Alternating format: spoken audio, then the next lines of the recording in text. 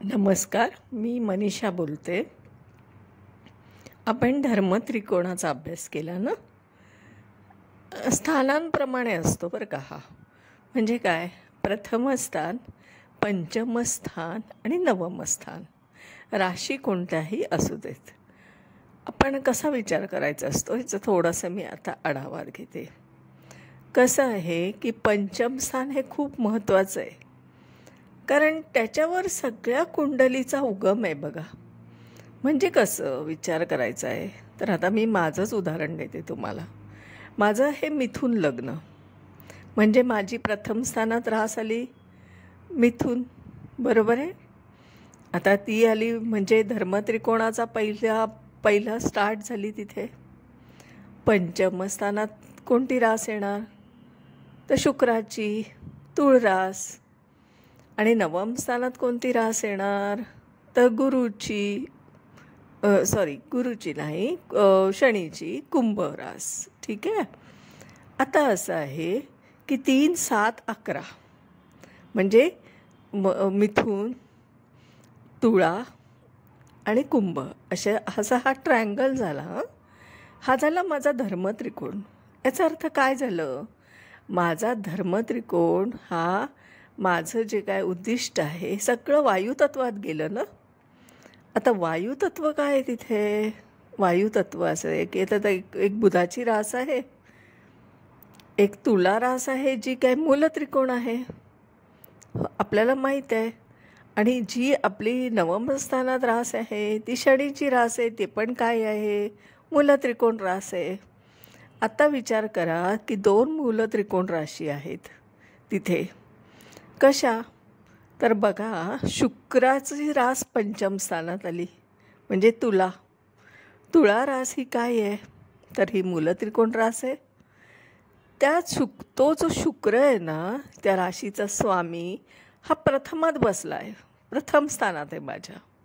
म्हणजे काय घडलं बघा, तर मग त्या धर्मत्रिकोणामध्ये त्या स्थानापासून तो ग्रह हा नवम स्थानात गेला, बरोबर आहे ना. पंचमापासून मोजा बरं, पंचमापासून प्रथमापर्यंत मोजलं तर नवम स्थान येतं की नाही. मग हे भवामुळे काय घडलं, तर बघा त्या राशीचा म्हणजे पंचम स्थानाचा जो उगम आहे ना माझ्या कुंडलीमधला, माझ्या स्वतःच्या वैयक्तिक कुंडलीमधला, तो जो शुक्र आहे ना, तो जो प्रथम स्थानात बसला आहे बुधाच्या राशीत.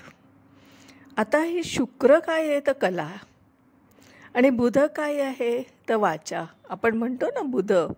आता वाचा अशासाठी म्हणते मी की जे काय आपण बोलतो आहे ते सगळं कम्युनिकेशन आहे ना, ते बुधाच्या अंडर येतं बरं का.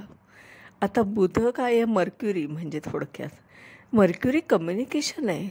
आणि कम्युनिकेशन कलात्मकरित्या सादर करणं हे ते मला कोणी दिलं आहे, या ग्रहाने. कोणत्या, तर बुधाच्या राशीत असलेला शुक्र, म्हणजे प्रथम असताना जो मिथुन राशीत आहे, जो माझा शुक्र बसलेला आहे, शुक्र ग्रह आहे तिथे स्थित, त्याने मला हे फळ दिलं आहे. म्हणजे कसं की आपण जे काय आत्ता प्रेझेंटेशन करतो आहोत हे व्हॉकॅब्युलरी झाली ना, आपण बोलतोय ना, पण हेच आपण कलात्मक गोष्टीने बोलू शकलो, लॉजिकली बोलू शकलो, हे कोणी दिलं, हे कोणाचं देणं आहे बरं, हे माझं ग्रहांचं देणं आहे. माझ्या पत्रिकेमधले ग्रह हे बोलत आहेत. म्हणून तो शुक्र आहे ना, तो नवम स्थान, त्या राशीपासून नवम स्थानात आहे, म्हणजे पंचमापासून तो प्रथम स्थानात आहे. म्हणजे जन्म झाला तर माझं पंचम स्थान हे माझं काय आहे, पूर्वसंचित पुण्यकर्म. त्यानेच मला हा शुक्र इंडिकेट केलेला आहे की तुझ्याकडे ही कला आहे, आर्ट ऑफ लॉजिक आहे, हा जो काय आपल्याला दिसतोय ना, आणि कम्युनिकेशन थ्रू हे लॉजिक तुला रिप्रेझेंट करायचं आहे. हे माझ्या फेस व्हॅल्यूमध्ये येतं. म्हणजे माझं प्रथम स्थान म्हणजे काय, मी स्वतः, मी हे करते की नाही. दिसलं ना तुम्हाला, हे असं लॉजिक आहे. आता तुम्ही विचार करा, जर नवम स्थानात रास कोणती येते, कुंभ. आता कुंभ राशीमधून चालला आहे शनी. तुम्हाला माहिती आहे भ्रमणात आता 29 मार्चपर्यंत आहे. आपण आता बरेच व्हिडिओ पण बघतोय की 29 मार्चनंतर तो कुठे जाणार आहे, मीन राशीत जाणार आहे. स्पायसेसमध्ये जाणार आहे, म्हणजेच तो माझ्या दशमस्थानात जाणार आहे. म्हणजे नवमाकडून तो दशमाकडे जातो आहे. नवमामध्ये कुंभ रास येते आणि दशमामध्ये मीन रास येते माझ्या इथे. म्हणजे माझा जो काय म्हणजे दशमस्थानाचा स्वामी हा कुठे कनेक्ट झाला, कुठे कनेक्ट झाला तर आपल्या केंद्राशी. बरोबर आहे ना.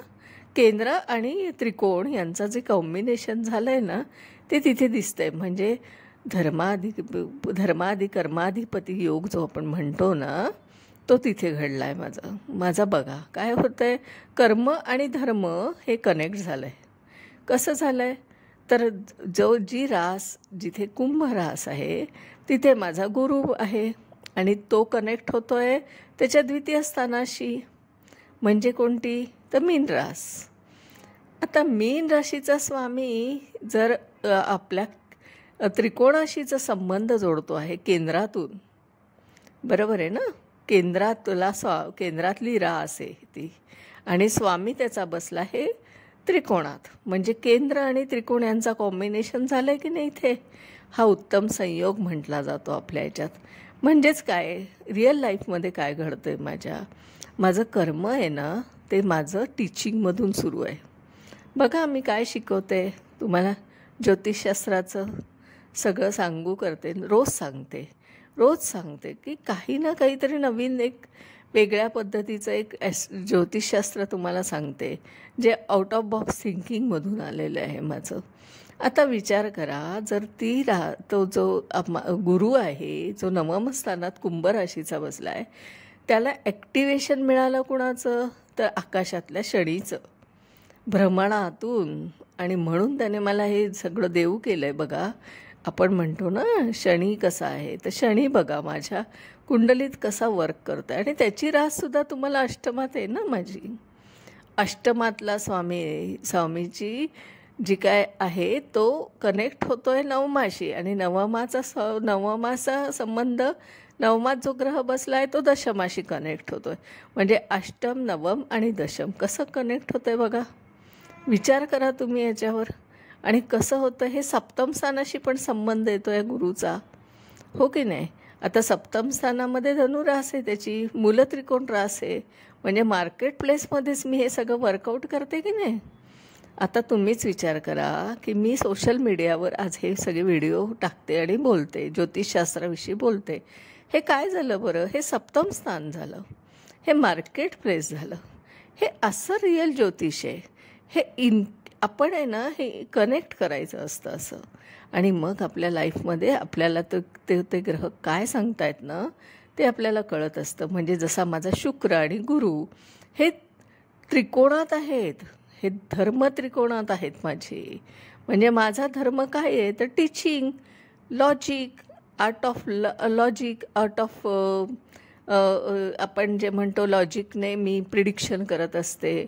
आणि माझं हे सगळं काय घडतं आहे त्याच्यामुळे हे माझं पहिल्यांदाच जी मिथुन राशीने लग्न सुरू झालं आहे ना 3, 7, 11 हा जो ट्रायंगल झाला आहे ना, हा जो त्रिकोण झाला आहे ना धर्मत्रिकोण, याच्यातून हे रिफ्लेक्शन आहे. कारण तिथे 2 महत्त्वाचे गुरु बसलेत, एक म्हणजे शुक्र आणि एक म्हणजे गुरु.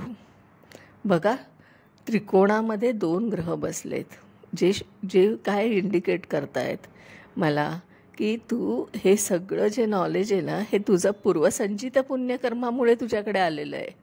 हे तुझं पास्ट लाईफमधलं कर्म आहे. हे तू लोकांपर्यंत दे. आणि हे पण कशामार्फत तर सोशल मीडियामार्फत चाललं आहे सगळं माझं. याचं कारण असं आहे की द्वितीय स्थान परत काय आहे तर आपण म्हणतो बोलणं. बरोबर आहे. आता बोलणं कुठून आहे तर सोशल मीडिया थ्रू. माझं प्लॅटफॉर्म काय आहे माझ्याकडे सोशल मीडिया आहे ना. आणि माझा जो राहू आहे तो द्वितीय स्थानात आहे. म्हणजे राहू काय आहे सोशल मीडिया आहे ना परत. बघा कसं कनेक्शन आहे. माझी कला, माझं जे टीचिंग आहे जे नवम स्थानाशी कनेक्ट आहे गुरुमुळे, ते कलात्मकरित्या सादर करण्याचा जो काय साधन आहे ते आहे यूट्यूब. म्हणजे सोशल प्लॅटफॉर्म मिळाला ना मला. सोशल प्लॅटफॉर्मचा यूज मी केला आहे ना. म्हणजे कारण द्वितीय स्थानात असलेला राहू हा सोशल मीडिया आहे. म्हणजे व्हॉकॅब्युलरीमध्ये एक कलात्मक गोष्टी आणून आणि आपण जे काय शिकवतो आहे ते कलात्मकदृष्ट्या एक कानाला चांगलं ऐकू येईल आणि छान वाटेल आणि तरीही ते लॉजिकली असेल आणि रॅशनल थिंकिंग असेल अशा पद्धतीने जर केलेलं प्रेझेंटेशन आहे ना, हे ते 3 ग्रहांमुळे बघा. कोणी? प्रथम स्थानामध्ये असलेला शुक्र जो मिथुन राशीत आहे, नवम स्थानात असलेला गुरु जो कुंभ राशीत आहे आणि माझा राहू जो माझ्या कर्क राशीत आहे, म्हणजे द्वितीय स्थानात आहे. कर्क रास द्वितीय स्थानात येणार ना आता, तिथे तो राहू आहे. आणि राहूने सोशल प्लॅटफॉर्मवर मला हे सगळं देऊ केलेलं आहे. बघा किती सुंदर आहे हे सगळं. हे कसं आहे ना, हे सगळं ग्रहांचं देणं आहे मला. म्हणजे हे माझं नाही, इदम न मम. हे सगळं ग्रहांनी मला देऊ केलेलं आहे माझ्या पास्ट लाईफ कर्मामुळे आणि मी त्याचा टोटली चांगल्या गोष्टीसाठी उपयोग करते आहे. मी चांगलं मला जे कळलं आहे ना, जे ज्योतिषशास्त्र माझ्या 17 वर्षाच्या रिसर्चमधून जे मला कळलं आहे ना, तेच मी सांगण्याचा प्रयत्न करते. प्रॅक्टिकल ॲप्लिकेशन आहे. मी कुंडली माझी स्वतःचीच डिकोड करून सांगते ना तुम्हाला.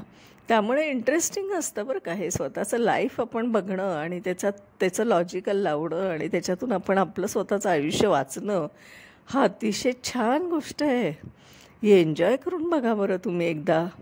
हा आजचा व्हिडिओ तुम्हाला आवडला असेल ना, तर नक्की कॉमेंट्स करा. आणि अशीच मला पुढे काही बऱ्याच गोष्टी बोलायच्या आहेत की ज्या पुस्तकातल्या नाहीत, बुकिश नॉलेज नाही आहे. ते माझं प्रॅक्टिकल आयुष्यामध्ये घडलेल्या घटनांचं नॉलेज आहे.